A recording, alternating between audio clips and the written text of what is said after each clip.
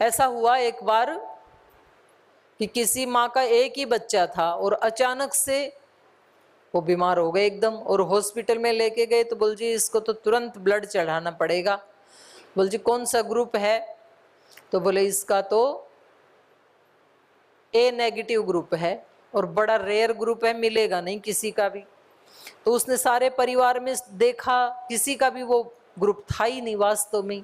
अब वो बेचारी रोए कि मेरे तो एक ही बच्चा है और थोड़ी देर इसको ब्लड नहीं मिला यदि तो मेरा तो घर ही उजड़ जाएगा।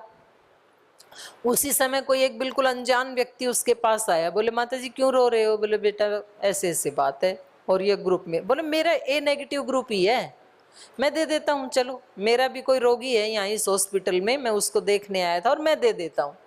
वो गया टेबल पे, उसने फटाफट ब्लड डोनेट किया और माता जी तो वो ब्लड लेकर के डॉक्टर के पास गई कि भाई ये लीजिए और फटाफट मेरे बच्चे को चढ़ाइए। उधर से डॉक्टर ने ब्लड चढ़ाना शुरू किया, इधर से माता जी बाहर आई कि मैं उसका धन्यवाद तो करूँ। वो कौन व्यक्ति था, कहाँ का था, उसका एड्रेस पूछूं। वो बाहर आई तब तक तो वो व्यक्ति जा चुका था। इस माता को ये भी नहीं पता वो कौन था, कहाँ से आया, क्यों ब्लड डोनेट किया, ये व्यक्ति कौन था? ये व्यक्ति कोई नहीं था, ये व्यक्ति आपके पुण्यों का फल देने वाला व्यक्ति परमात्मा ने भेजा था। ये आपकी निस्वार्थ योग सेवा का फल था। ऐसी घटनाएं होती हैं ना जीवन में, इसलिए बिल्कुल आप ऐसे मत सोचना कि हम निस्वार्थ सेवा कर रहे हैं हमें क्या मिलेगा। अनंत गुणा मिलेगा। कब मिलेगा, कहाँ से मिलेगा, कैसे मिलेगा, वो आप भी नहीं जानते, हम भी नहीं जानते, परमात्मा जानता है। इसलिए बहुत लोग आपको भ्रमित करने वाले मिलेंगे, क्यों फालतू में यहाँ संगठन में सेवा करते हो, इधर उधर से सुननी पड़ती है, भाइयों की सुननी पड़ती है, राज्य प्रभारियों की, राज्य कार्यकारिणी सदस्यों की सुनना पड़ता है, जिला प्रभारी का, हमको इनके गुलाम है क्या, क्यों रिपोर्टिंग करना, क्यों आप इसमें लगे हुए हो, आप आराम से अपने घर में बैठो, अपना योग प्राणायाम करो, खुद स्वस्थ रहो। उन ऐसे लोगों से सावधान रहना, वो मित्र के रूप में आपके शत्रु हैं। क्योंकि समाज की सेवा करना, गुरुओं की सेवा करना, धर्म की सेवा करना, योग की सेवा करना, ये हमारा परम कर्तव्य है, ये कोई एहसान नहीं है, ये हमारा कर्तव्य बनता है। अगर हम ऐसा नहीं करेंगे तो पाप जरूर लग जाएगा, लेकिन यदि हम ऐसा करते हैं तो उस पुण्य का फल भी अनंत गुणा मिलने वाला है।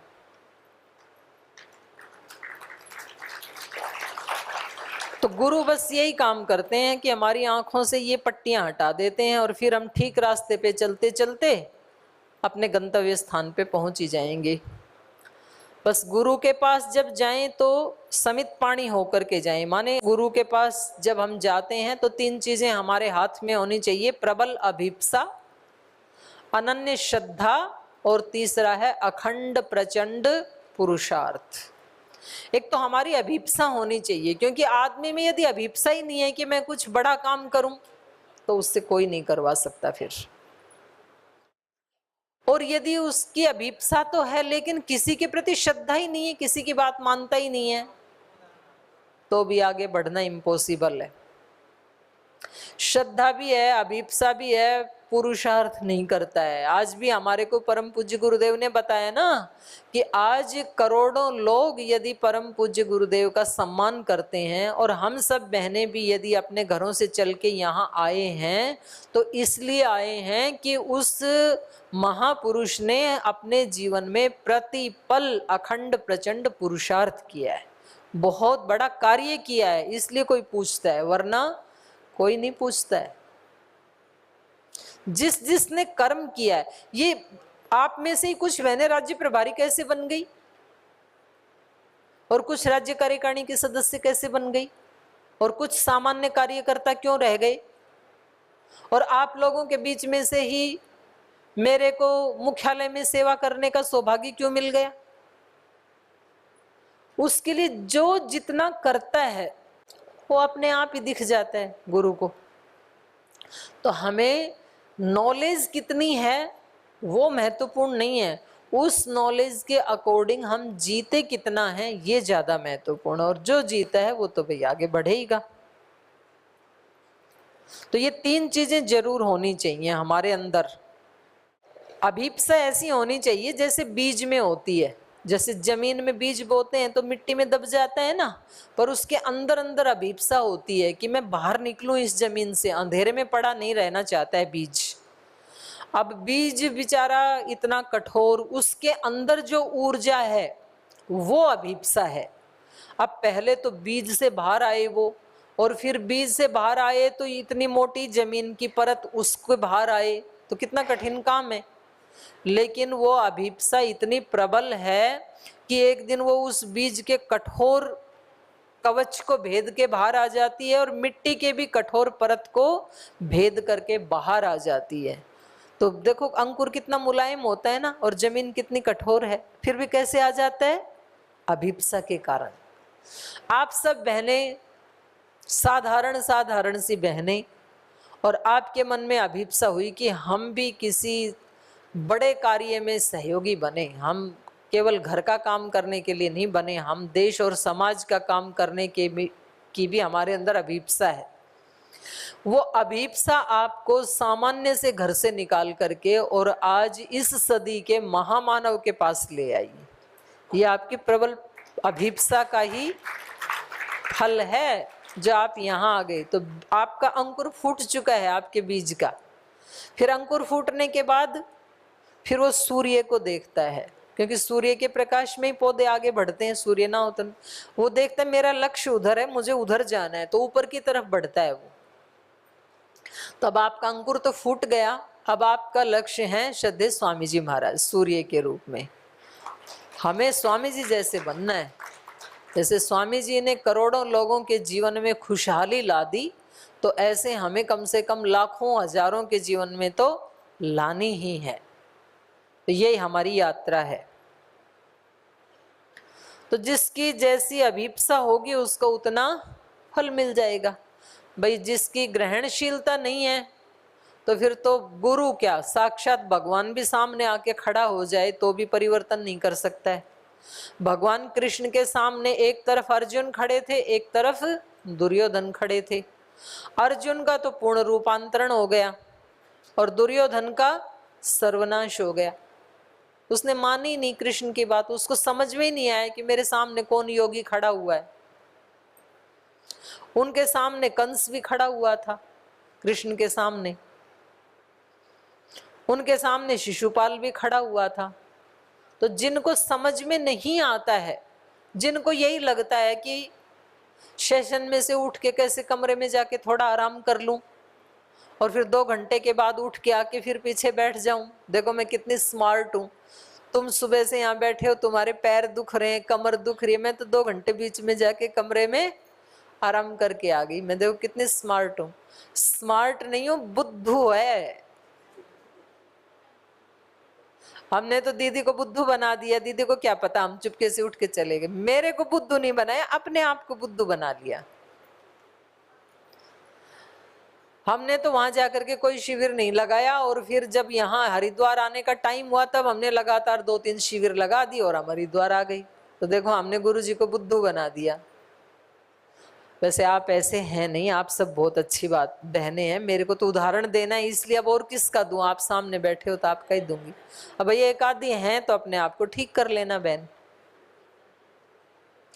तो देखो ग्रहणशीलता के कारण एक साधारण सा बालक नरेंद्र विवेकानंद बन जाता है, अर्जुन बन जाता है, छत्रपति शिवाजी महाराज कितने सारे किलों के सम्राट बन जाते हैं। तो वो सब गुरु की कृपा का ही तो फल है।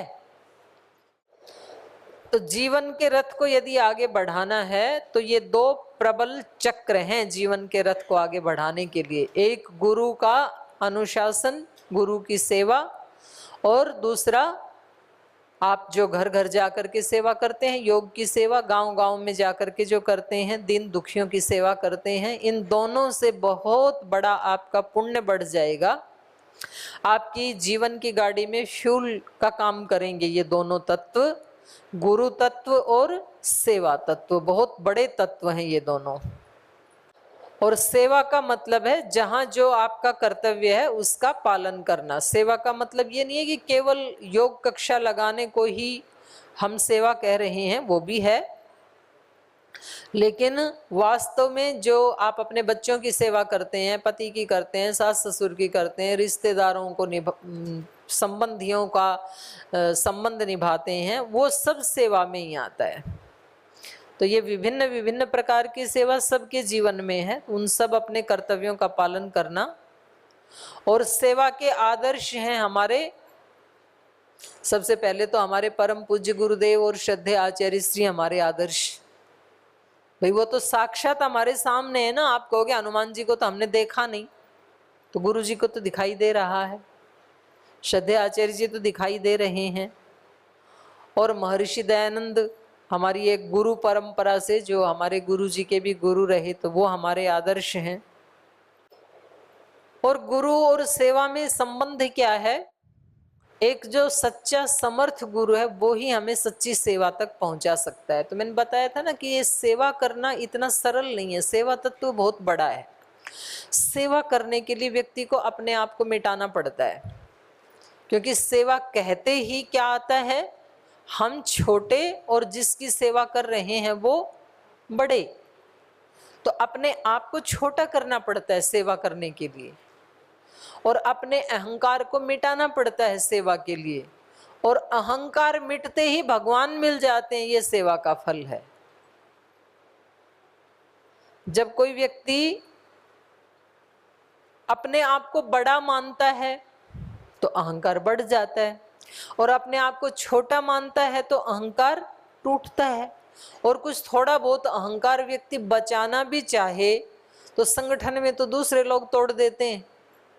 समय समय पे ऐसे मिल ही जाते हैं महापुरुष जो आकर के हमारे अहंकार को चूर चूर कर जाते हैं, तो उनकी भी बड़ी कृपा है।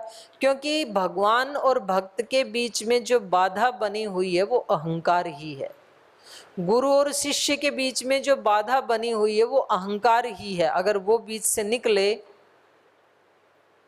उद्देश्य पूरा हो जाए, और तभी हम सच्ची सेवा कर पाते हैं। तो सच्ची सेवा करने में भी गुरु ही हमें वो शक्ति प्रदान करते हैं अपने आचरण से। हमारे पतंजलि योगपीठ परिवार में यहाँ पर यदि मैं हरिद्वार की बात करूं तो पतंजलि और पतंजलि में सेवा करने वाले जो हैं एम्प्लॉइज आदि लगा करके लगभग 50,000 लोग रहते हैं। और उन 50,000 लोगों में सबसे ज्यादा सेवा करने वाले कार्यकर्ता परम पूज्य गुरुदेव हैं, नंबर 1 कार्यकर्ता। और उन सब में सबसे विनम्र सेवा करने वाले परम पूज्य गुरुदेव हैं, नंबर 1 पे। आज भी सबसे ज्यादा सेवा करते हैं, सबसे ज्यादा छोटे बन के रहते हैं, विनम्र बन के रहते हैं। छोटे का मतलब ये है, तो जो छोटा बन के रहता है दुनिया उसको बड़ा बना देती है फिर। तो संगठन में सेवा करते समय व्यक्ति में क्या भाव आना चाहिए? मैं सेवक हूं, और हमारी कक्षा में जो साधक आ रहे हैं वो हमारे आराध्य हैं। यहाँ हम देखते हैं परम पूज्य गुरुदेव को, कभी कभी ऐसे होता है बाहर गए और योग साधकों को टाइम दिया मिलने के लिए, तो हम कहते हैं गुरुजी अभी आए हैं तो थोड़ा पानी तो पी लो। बोले नहीं, पानी बाद में पिएंगे, लेट हो रहे हैं, पहले उनसे मिलेंगे। तो गुरुजी को लगता है कि खाना खाने से भी ज्यादा महत्वपूर्ण है रोगियों की सेवा करना, क्योंकि वो ही हमारे आराध्य हैं। ये भाव आना ये बहुत बड़ी बात है, ये छोटी बात नहीं है बहनों। आप जब अपनी योग कक्षा में जाओ और जब आपके सामने वो योग सीखने वाले भाई बहन आए, तो आप उनको क्या समझें? अपने आराध्य समझें, क्योंकि वो ही आपको आगे बढ़ा रहे हैं। अगर वो आपकी कक्षा में नहीं आते तो आप किसको सिखा देते? तो ऐसे परम पूज्य गुरुदेव अपने जीवन से हमें ये सिखाते हैं कि सच्ची सेवा क्या हो सकती है। तो कोई समर्थ गुरु ही सच्ची सेवा तक पहुंचा सकता है हमें। तो सेवा में योगपीठ में क्या क्या सेवाएं हो रही हैं, यद्यपि आदरणीय भाई राकेश जी ने आपको बताया था, फिर से थोड़ा मैं रिपीट कर देती हूँ।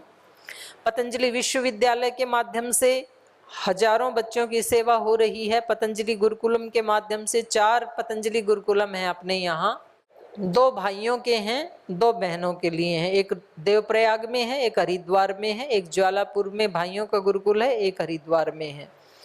आयुर्वेद महाविद्यालय 2 हैं, एक नेपाल में, एक हरिद्वार में। वेलनेस सेंटर अपने पास देश भर में अभी तक 25 बन गए हैं। और योगग्राम, निरामयम, पतंजलि रिसर्च सेंटर ये तो हैं ही हैं यहाँ पर। और यहाँ पर कुल थेरेपी कितनी दी जाती हैं? 200 थेरेपी दी जाती हैं प्रत्येक व्यक्ति को। तो जो क्रिटिकल रोगी जो आपकी योग कक्षा में आपसे ठीक ना हो तो आप उनको हरिद्वार वेलनेस सेंटर या योगग्राम भी भेज सकते हैं, तो वो भी पुण्य आपको ही मिलेगा उनको राह दिखाने का।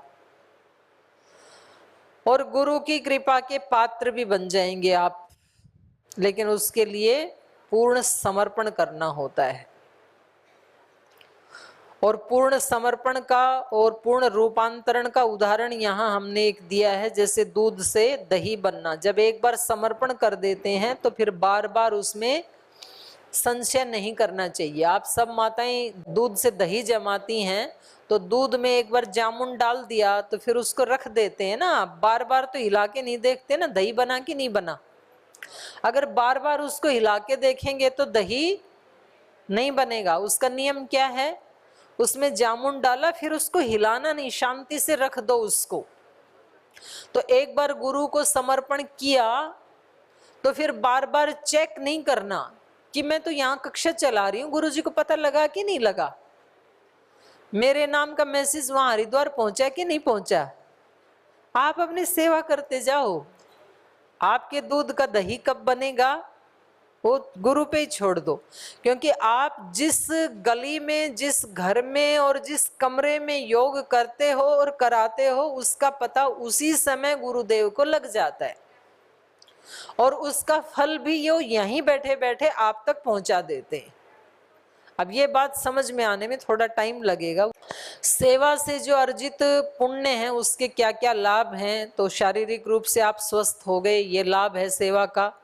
मानसिक रूप से आप गलत चिंतन से बच गए, अच्छी अच्छी बातें सोचते हैं, अच्छी अच्छी बातें सुनते हैं, तो ये मानसिक लाभ है। क्योंकि ये भी बहुत बड़ा लाभ है, आजकल तो सब स्ट्रेस में 90% लोगों को छोटा या बड़ा स्ट्रेस रहता ही है, लेकिन सचमुच जो अपने गुरु की शरण में रहते हैं और योग की शरण में रहते हैं तो वो इससे बचे हुए हैं। आर्थिक लाभ, यदि आप योग से नहीं जुड़ते तो हर महीने का कम से कम 1000-2000 रुपए का बजट आपका दवाइयों का होता। किसी को डायबिटीज, किसी को बीपी, किसी को कोई दूसरा तीसरा रोग लग ही जाता तो वो बच गए आपके। सामाजिक लाभ, आप अपने घर में 8 घंटा काम करो और आप योग कक्षा लेने के लिए 2 घंटे का टाइम दो। घर में आपको सारी जिंदगी हो गई 8-10 घंटे काम करते करते, घर वाले कभी खुश नहीं होते हैं। और बाहर जाके 2 घंटा आप नियमित रूप से योग सिखाते हैं, वहाँ के लोग आकर के आपके गले में फूल मालाएं पहनाते हैं, आपके लिए ताली बजाते हैं। तो सामाजिक लाभ है ना, ये सुयश मिल गए आपको, तो कितना बड़ा लाभ है।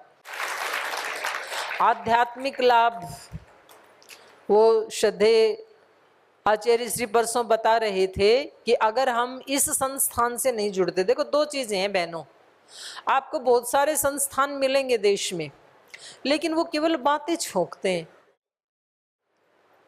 कोई काम नहीं किया उन्होंने। बातें बड़ी बड़ी जरूर करते हैं, वो परिवर्तन क्या किया?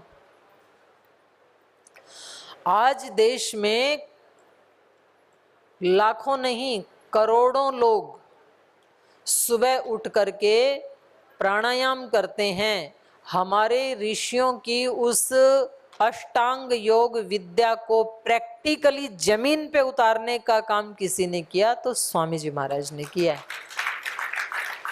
अष्टांग योग का, ध्यान का भाषण तो बहुत लोग दे रहे थे, शिविर चला रहे थे, समाधि तक लगवा रहे थे, खुद की तो लगी नहीं है उनकी, तो दूसरे की तो क्या ही लगवा देंगे।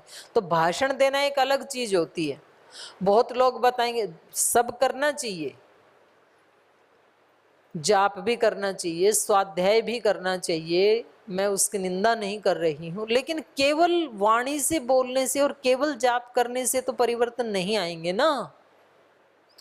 तो धरातल के ऊपर जो परिवर्तन का काम है, स्वदेशी की बातें तो महात्मा गांधी से लेकर के और उससे उनसे भी पहले लेकर के कितने लोग करते थे, लेकिन उसका विकल्प किसके पास था? स्वदेशी के नाम पे खादी का कुर्ता मात्र मिलता था।